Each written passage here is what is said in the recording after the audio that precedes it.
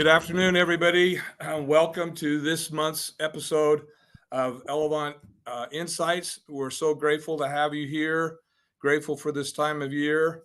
I don't want to spend a lot of time because we've got a big program we want to cover, but I have a couple points I want to just kind of emphasize, as we come out of the Thanksgiving time and into Christmas and this time of year, makes you think about the things you're grateful for. And I've found one of my favorite people this time of year is not Santa Claus, but the Grinch has a quote that I think is kind of interesting as we look at it. He says, "What if Christmas," he thought, "doesn't come from a store? What if Christmas perhaps means a little bit more?" And I would just hope that as we think about what's going on in our lives, that we try and take a little bit deeper meaning, and that we try and be kinder, more loving, and think about our fellow man as we're going through what we have this time of year. And in that same spot, I just want to say thank you very much for letting Brian and I and our staff be part of your year for 2024, and look forward to the continued support as we move into 2025.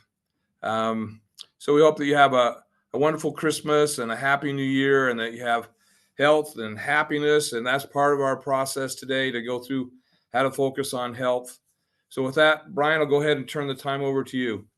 Yeah, great. Thanks, Dan. It's interesting as we come into the end of the year. I think all of us naturally think about 2024, think about 2025, maybe even set some goals. One of our most popular webinars that we've had in the past was in relation to not finances or investments or money or income or anything like that. It was health.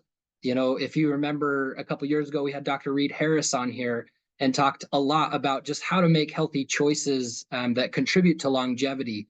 And that was one of our most popular conversations that we facilitated. And so we felt like it was time to kind of re-up that conversation, kind of as we consider our health moving into 2025. What can we do to make changes, make even minor changes that can help us to live that big life that we want to live? And so we are super excited to have Monique Middlekauff on the webinar today. And Monique, she has a plethora of credentials behind her name. Certainly PhD is one of the greatest ones on there, but she is has been a manager at St. Luke's for over 10 years in the lifestyle medicine department. And so preventative healthcare and lifestyle changes and lifestyle medicine has kind of been her emphasis in her career. She works specifically with patients who have cardiac or pulmonary disease. And so we're going to be able to dive into her level of expertise in areas such as that.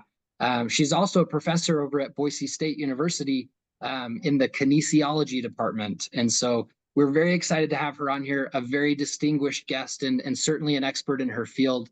And so we're going to turn the time over to her to kind of talk through aging and health and and wellness in relation to all of that. So Monique, if you'll take over, we'll let you kind of queue up your slides. Appreciate you being on here, and it's all yours. Well, thank you, Brian. That was such a kind introduction. Brian, are you able to see my slides and hear me well? Yep, you're all good. Wonderful. Well, thank you so much for having me. Today, we are going to spend some time focusing on maximizing your life with active aging.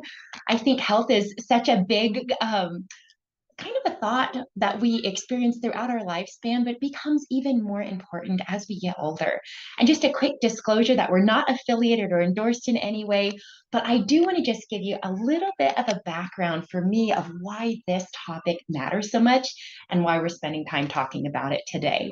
In my formative years, when I was really young, I was exposed to death and dying at a very early age. And it really painted a clear picture to me about what it means to have a beautiful life and what it also means to die well. And I have just this passionate love for human physiology. I also participated as a collegiate athlete in volleyball. And I found that I really love to save my time and do the things that are the most effective. And I would love to help kind of cue you in on a few of those key concepts too, so that we might be able to use research to help us change our behavior and to really set ourselves up for success in our next decade. So today, I really want to focus on three main objectives. We want to review some movement strategies to help you maximize your health, because that is such an important part of our wealth is our physical health. I want to help you maximize your physical independence and maximize your opportunities. So to do that, we'll discuss some practical steps too. And I'm hoping that we can walk away with some clear tools to help you know what the minimum dose is for our physical activity that will give us a really wonderful benefit. And then I'm going to provide 3 examples for just some really simple plans to help you get started. If you are an expert in your current movement, because I know we have some high achievers on this call, this might be right in your zone. But I also want to help in case this feels a little bit difficult and you might need a little bit prompting in the right direction. So we'll try to cover both sides here. Now, even though it might not feel like it, most of us have an energy surplus. We have a lot of energy stored that's waiting to be used, but why doesn't it feel like it? A lot of us tend to be a little bit sluggish, and it's easy to spend our entire lifespan feeling spent or overworked. It's easy to feel unmotivated from a physical side, even if we are really passionate about our families or our work.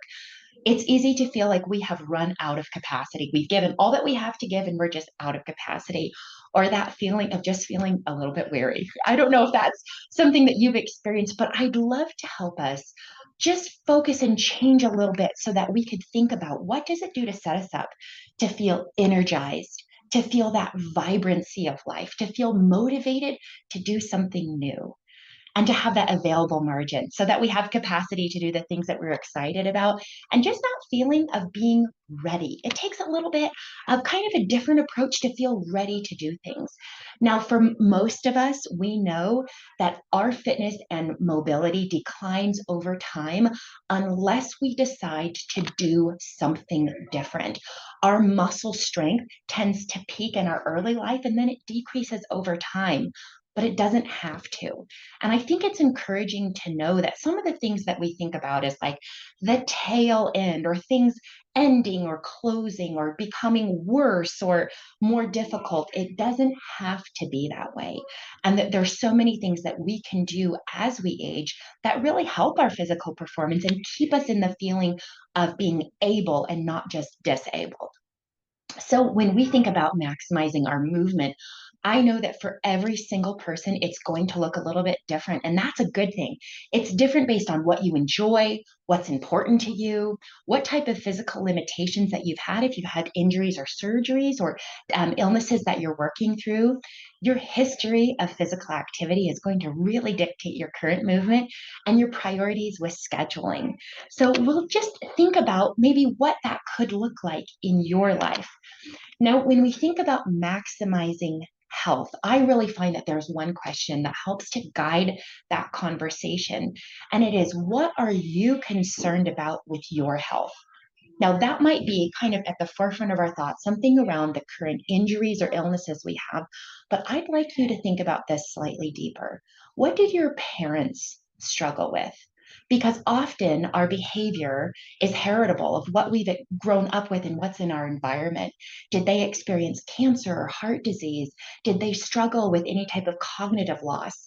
Is there something that you have in the back of your mind that you're concerned about? Because we want to provide the right intervention that helps to address the item that you're most concerned about. Now, we know that for a lot of us, we think about that cognitive function, dementia, Alzheimer's. Watching others go through this and struggle is so profound to experience. What we want is that experience of having mental clarity, mental creativity, and good memory. We might be thinking about ability to fight infection, and boy, did COVID raise this to the surface of issues when we're thinking about how we fight infections. We might think about blood pressure if we have high blood pressure or issues with our heart rate. It could be cholesterol, just that fatty buildup or those plaque buildups inside of our arteries. It might be something like insulin resistance. A lot of our community, we struggle with diabetes and have issues with blood sugar. And the marker of disease for most of us is that inflammatory marker. And we can see that with something like a CRP to identify how we're doing with our inflammation. Now, also, body composition piece is so important. We don't just want to think about just body weight alone, because when we're just thinking about the number on the scale, we're missing all of those other important factors like body composition, about how much of our body is made up of that healthy muscle that is so metabolically healthy, how much of our skeleton is made up of those healthy bones that help us move. And it's such an important part to think about the whole picture, not just body weight. We might be thinking about bone density and then also this mental health piece, because we can easily get isolated, withdraw, and pull back from things that make us feel alive. But what I think is wonderful is to know that exercise plays such an important role in improving so many of those items that we went through. Every single one can be improved with consistent exercise. So we want to think about movement that challenges our cardiovascular system. So this is short-term memory improvement. So we're just able to be clearer, sharper, mental clarity, creativity. Why does that work? Because we get more of this molecule called BDNF that is protective to our brain, and that is released when we exercise. It's such a gift. We find that our blood pressure is improved, our resting heart rate is improved because our heart itself gets stronger, and it also has less clogging inside of the heart to wear it down, so it's able to work at a higher level. We see that reduction in cholesterol, HDL cholesterol being raised. That's a protective hormone building cholesterol. And we see that LDL cholesterol lowered, which is harmful in plaque building. Exercise is that mechanical stress that helps to remove that. I think it's a huge gift. Our insulin sensitivity is improved with exercise, and exercise really pulls that sugar out of the blood and moves it into the cells so that we can use that for energy or we can store it. Now, I want to direct your attention to the picture on the right-hand side because it's so nice to think about maybe a visual when we're just thinking about exercise. And sometimes we want to tune out because it's like, well, exercise is no fun. But I really encourage you to tune in here.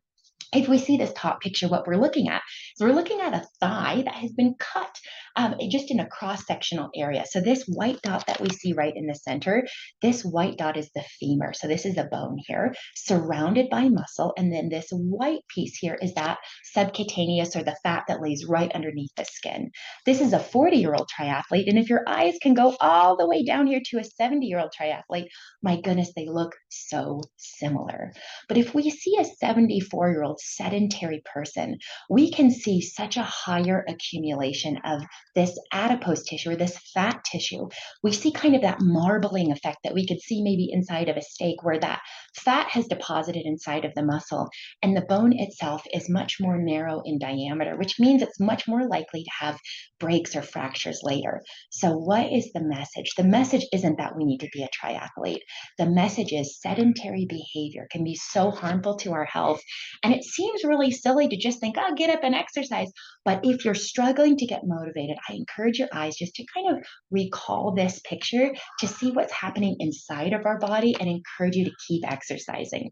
Because we know that chronic inflammation that is reduced with exercise can save our lives and prevent so many issues down the road.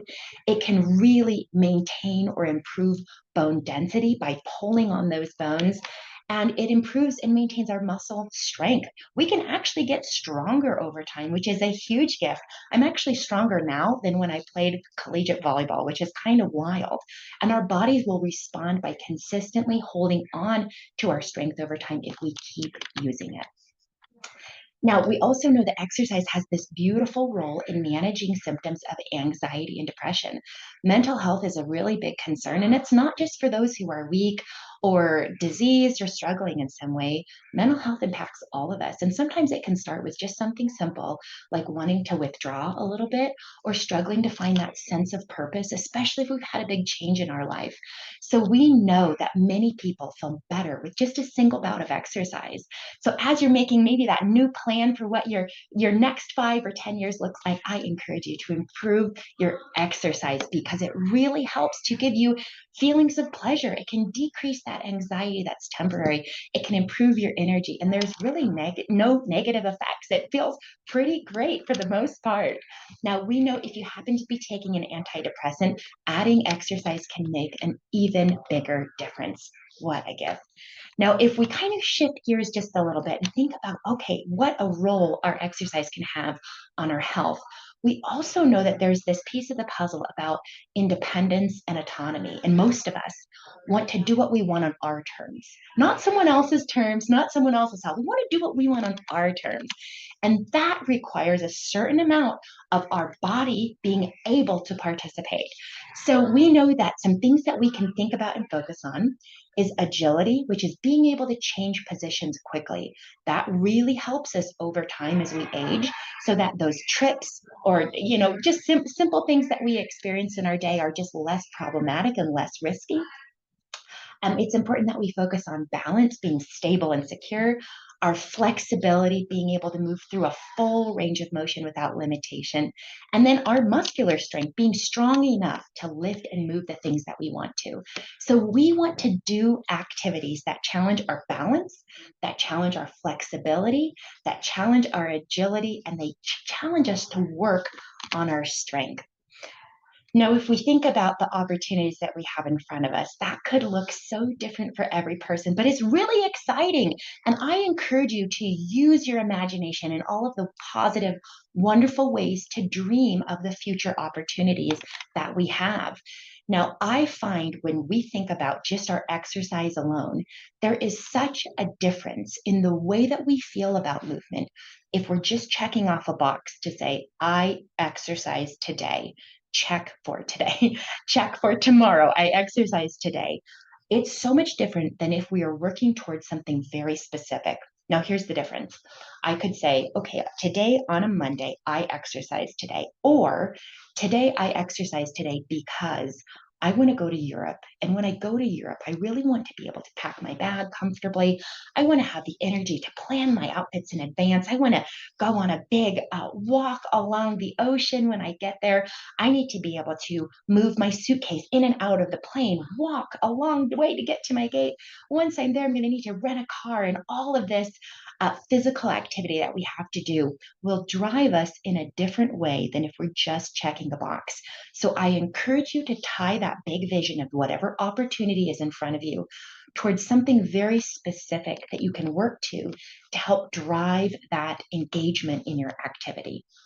Now, I just want to say it again in case you haven't heard it today, in case this is helpful. I just want to remind you that you're not done, you're not too old, and it's not too late. If you haven't been moving in the past, that does not matter. Today is the day where we get to set a new future and have a new opportunity in front of us. So I like to think of a few questions of what are you able to do right now, and would you like to continue doing it? Well, just as that graph that we saw at the very beginning, if we don't do something different, the likelihood is that we're not going to be able to do the things that we're doing right now in the same way if we're not changing something on purpose to be able to do that in the future. Now, I like to have these kind of dream imagination questions. What would you like to see in your future? Are there places that you'd like to travel or things that you'd like to do, something that you'd like to see? Is it a graduation that's coming up? Is it a wedding that's coming up? Is it a Machu Picchu? What would you like to see in your future? And then is there anything that you're missing out on? Something that maybe you might be socially just withdrawing from and missing out on, or just flat not being able to do it right now. What are you missing out on that you could engage in the future? What would you like to experience? Is there something, would you like to put your toes in the water, in the ocean? Would you like to go somewhere and just experience something absolutely beautiful? Is there a concert you'd like to attend? Think about what you'd like to experience. And then how would you like to feel when you do it?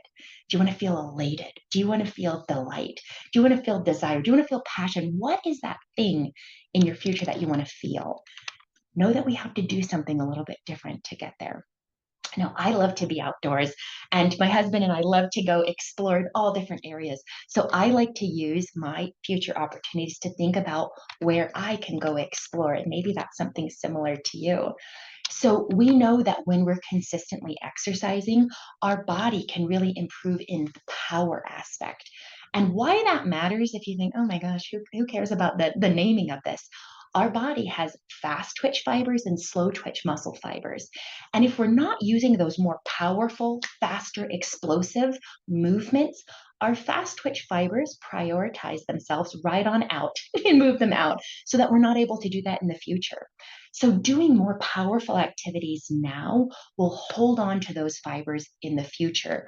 So we want to keep doing powerful activities like golfing with a quick swing, hitting something, throwing, standing up very quickly, or doing something that has a speed component.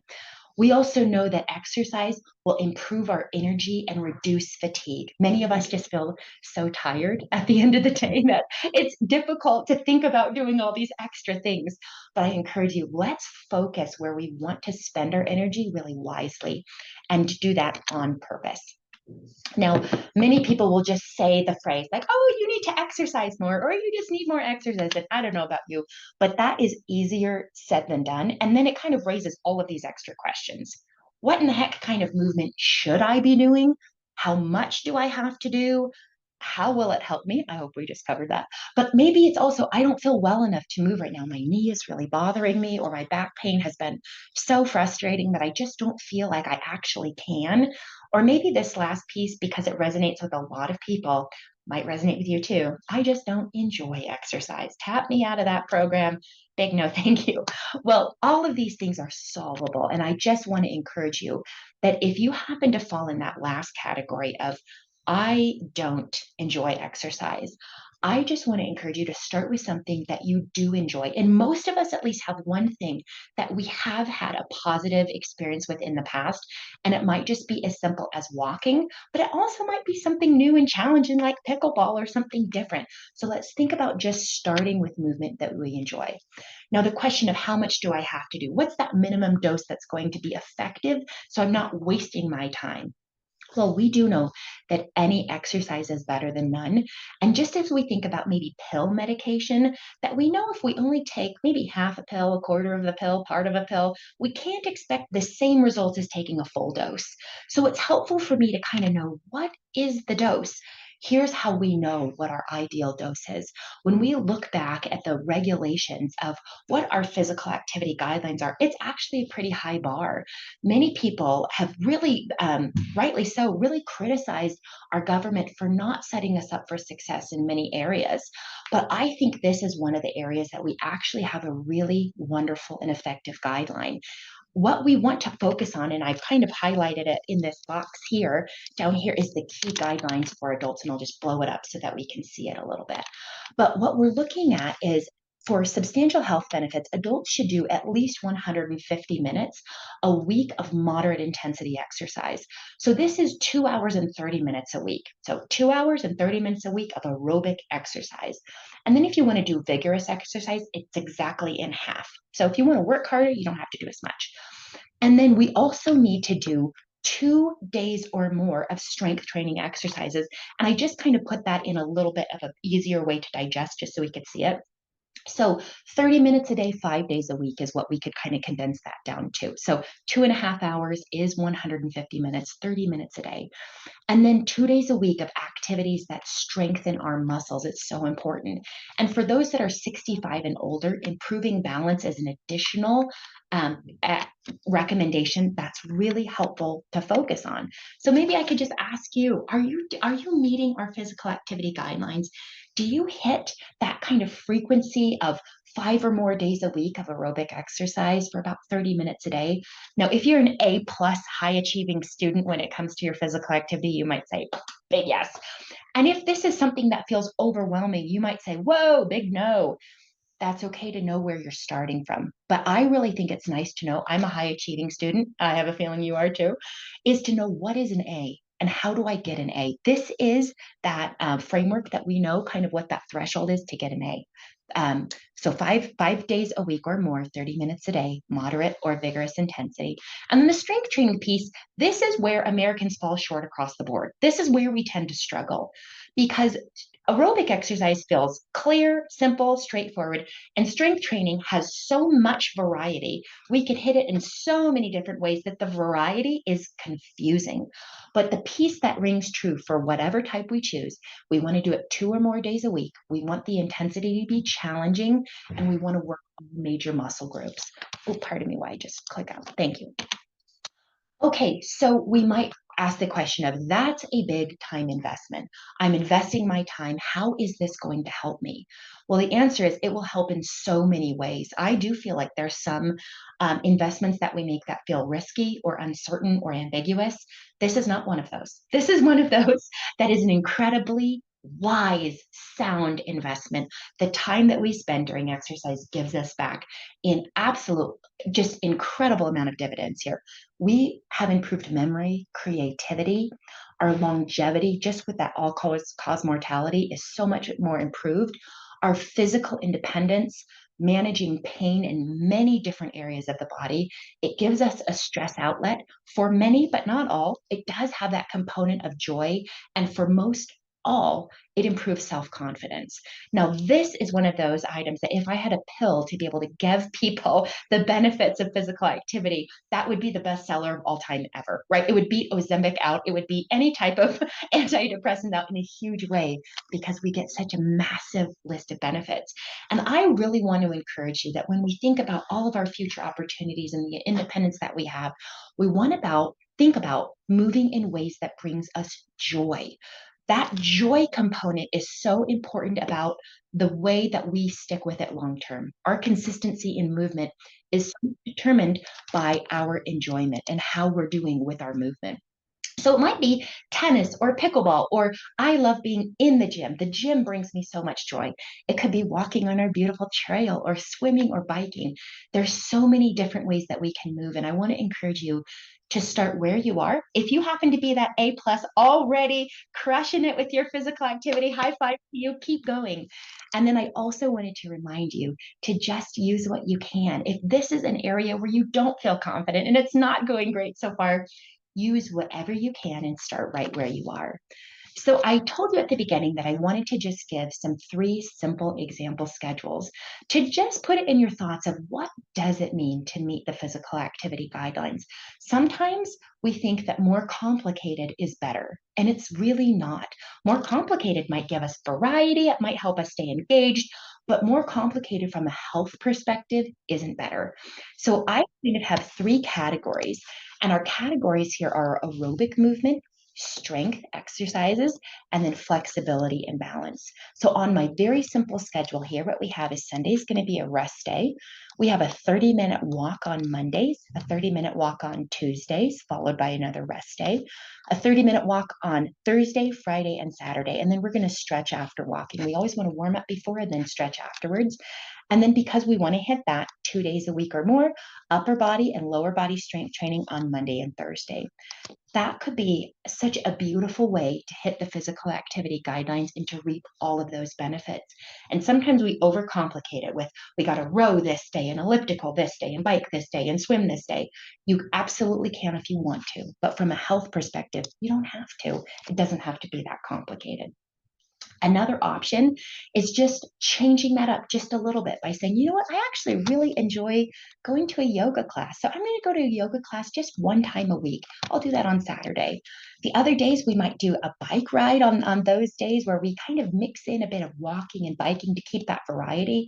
We're still going to do strength training 2 days a week. Here's a side note. If you like it, You can do more of it, but you don't have to from a health perspective.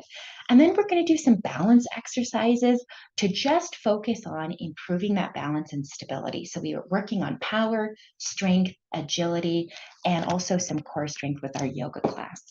Now, my last example here is just more detailed. It's just going to be a little bit more complicated.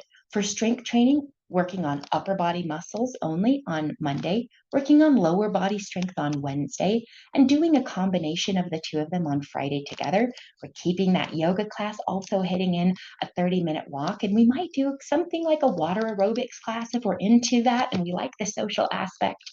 We might be doing kind of a 5-minute stretch afterwards. There's a lot that we can do, but I just wanted to encourage you that if you find that there's beauty in the complex and you like to mix it up in variety, that's wonderful. But if you also are at the spot where you want to keep things a little bit more simple, I could just go back to this. The encouragement that I'd like to give you is that it's not just a 30-minute walk that you do on Monday. It's the combination of all of the work that you do over time that's consistent, that brings you joy, that really changes the health of your body, that can set your next 5 and 10 years up to look so beautiful with so many opportunities and so many wonderful things that it's worth that investment. So I really, really encourage you to do that. Now, you might move alone. So if it's something that you're starting, you might find that you enjoy that alone time, especially if you happen to have a lot on your schedule. But also, it's really nice to be able to do that with a friend or have someone come help you. Now, there's a lot of ways that we can meet this. There's certainly from an aerobic side, you could do just about anything. And there's lots of people who want to get in very, very serious debates about whether rowing is better than swimming or hiking is better than biking. Metabolically, we could get into the minutia of that, but the key point here is that what we really want to do is the thing that you are going to stick with, and most of them are so similar in terms of outcomes that it is not worth splitting hairs over. Pick the type of aerobic exercise that you like and mix it up if you want to. And if you like to play something like pickleball or dance or do something maybe that doesn't fit the traditional exercise category, know that it's still impacting your health in amazing ways. And when you do muscle strengthening exercises, it can look so different. And when I mentioned earlier, it's kind of complicated because there's so much variety. This is what I mean.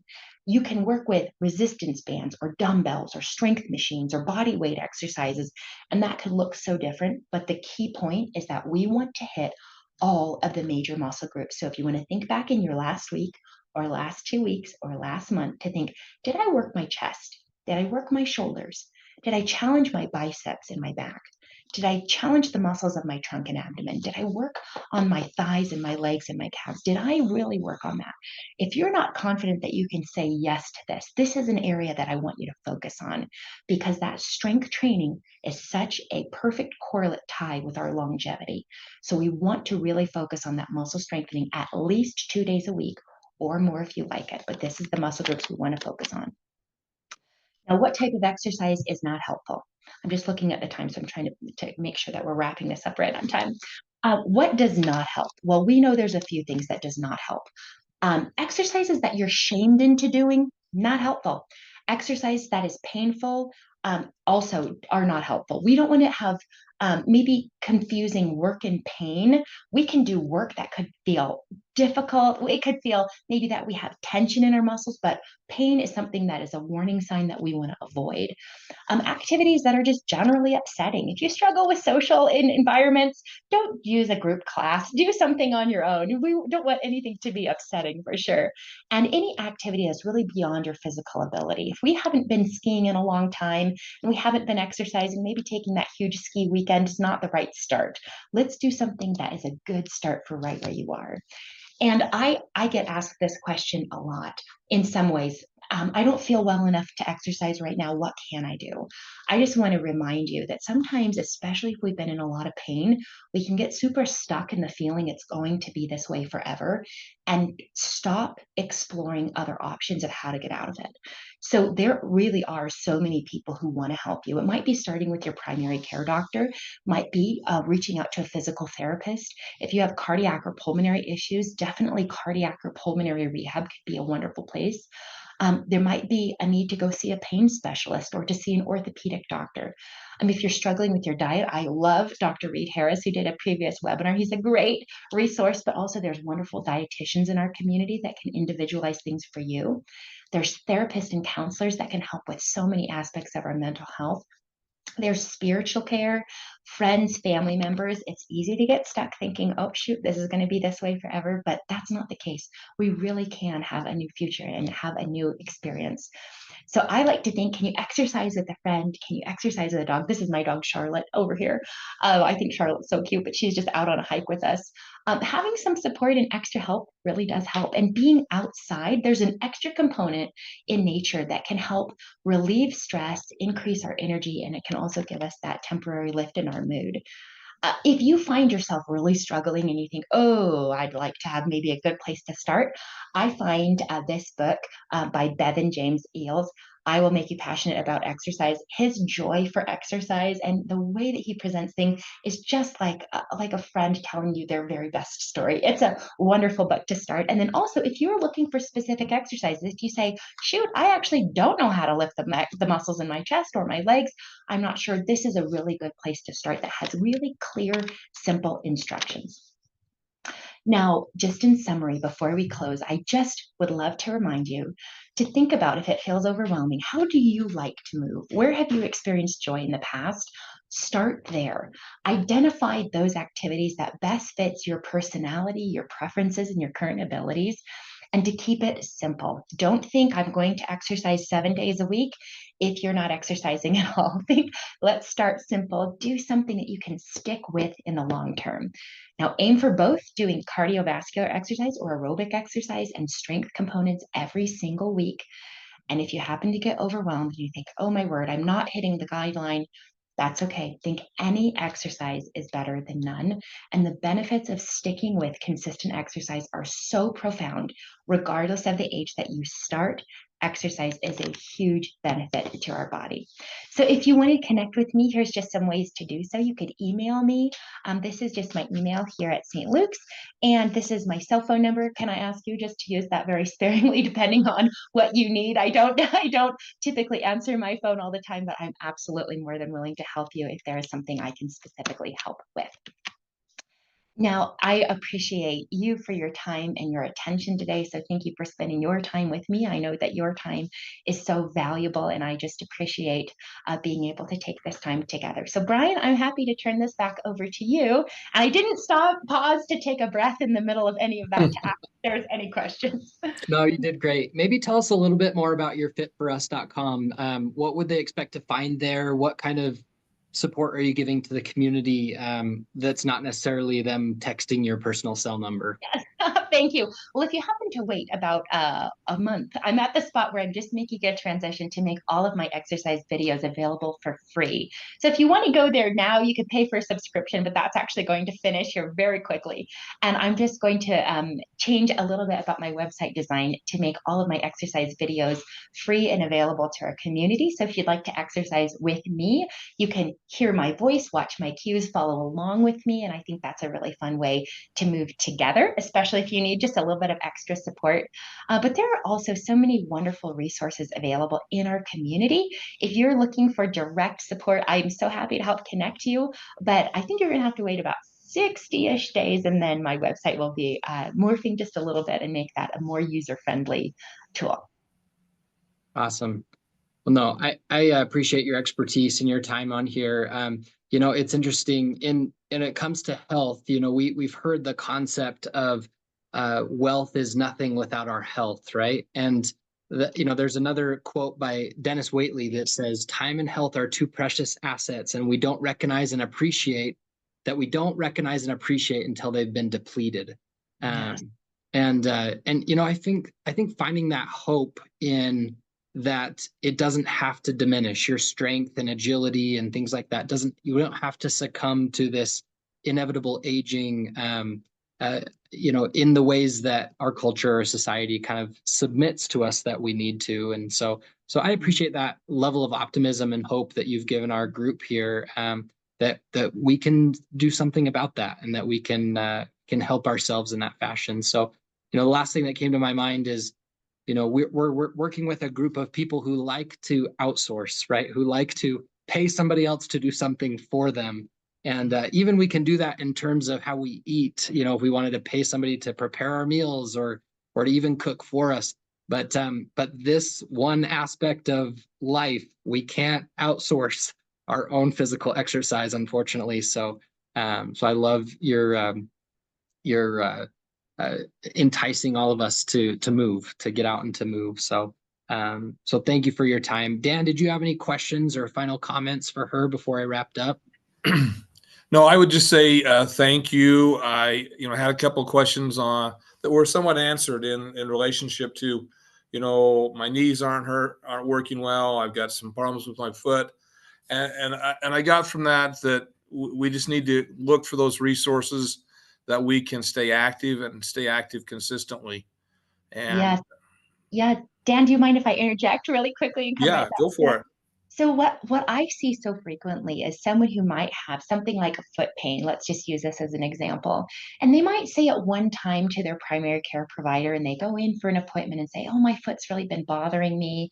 And then maybe a bit of a workup is done, and then that item doesn't get fully resolved. And so that person who had that issue feels like, well, I already attempted to resolve it. And now my scenario is that I'm going to be living with this foot pain forever. And I think it's really hard to advocate for ourselves loudly and clearly and repeatedly if it's not resolved. And I would love to encourage everyone on this call that if you might be in that scenario, said, oh, I did have back pain. I went to, so-and-so provider. I brought it up and it didn't get resolved. Try again. Try again and really advocate for that better solution. There are some things that we certainly have to live with, like pulmonary disease is largely one of those. But I really encourage people to advocate a little bit more loudly, clearly, and repetitively if things have not been resolved. And that might be a referral to a different type of provider. Like that primary care might say, oh, thank you for bringing this up again. I didn't realize we're still working on it. Let's get you to physical therapy. I'll put in a referral. Or let's get you to pain management. Let's find a different intervention, because we can so easily live with things and kind of accept that as our new normal that really should be resolved. So it might require a little extra time and effort, but I think that effort is worth it. Great. Thank you. I appreciate that very much. Dan, sorry to interrupt you. No, Did you have another end of your thought too? No, that's awesome. A little too close to home, so maybe we need to talk. For all of us.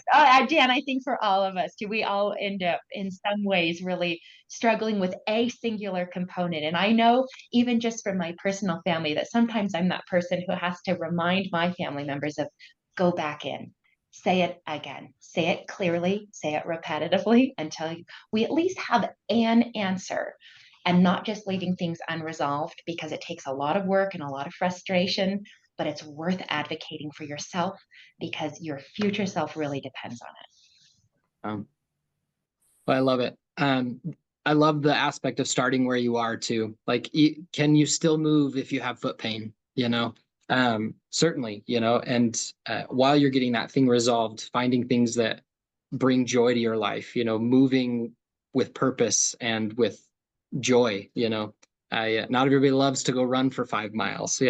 Some people it's everything and all they want to do, but other people that's terrible, and that would be the worst thing to do. So starting where you are, find what you enjoy. I love it. Brian, thank you. Do you mind if I share a quick personal go ahead. story on this? Okay, This is a personal story. So I broke my back in 2018, and coming from this, big background in athletics and having such an rich experience with exercise, I can tell you I struggled so much to remember in the middle of all of that my arms are working perfectly. Use your arms. Other parts of my body are working perfectly. Use those parts. And I found ways over time, but it embarrassingly took me a lot of time to remember I can ride a recumbent bike even if my back isn't working well. My arms can continue to lift weights even if my back is not working well. And I would just love to give you that reminder too, in case you have something that truly isn't working well. There are other parts of your body that are probably working quite well. Use those. Use those repeatedly, consistently, and find a way. It's so easy to get stuck in the things that aren't working well, but focus on the ones that are working well and keep those areas working well. Love it. Well, appreciate your time again and your expertise and your education behind the investments you've made to be who you are in reference to being able to help us here. So thank you for all of that. We're going to wrap up today by introducing our topic next month. So next month on January 15th, hard to believe we're going to be in January of 2025, 25 years past Y2K. I mean, it's just wild how fast time goes. We're going to be in 2025 next time we talk to each other. And the topic for that, it's time for another market update. And it's a great time to do that where we've just had a wonderful year in 2024, even 2023, where the markets have done very well. We have a new election cycle that's starting in January. And there's, with that, a lot of uncertainty and just a lot of question as to where do we go from here? Is there still steam on this bull run of the markets going up? Is there still, opportunity for us to invest and to grow? And so we're going to dive into a little bit of the weeds there with Dr. Joanne Finney, who is often on MSNBC and other groups where she's discussing some of the analytical approaches to the U.S. economy and the U.S. stock markets. And so not nearly as fun as our topic today, but if that interests you, we will be diving into the weeds with that on January 15th, which is a Wednesday at noon as usual. So we will plan to see you there.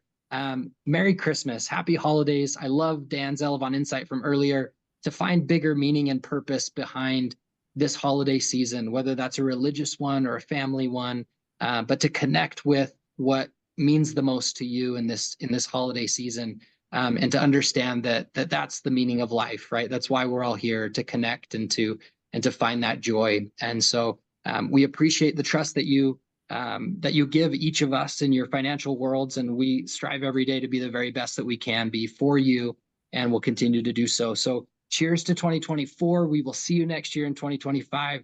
Monique, thanks again. Dan, thanks for your time, and we will see you next month. Have a happy holiday season, everybody.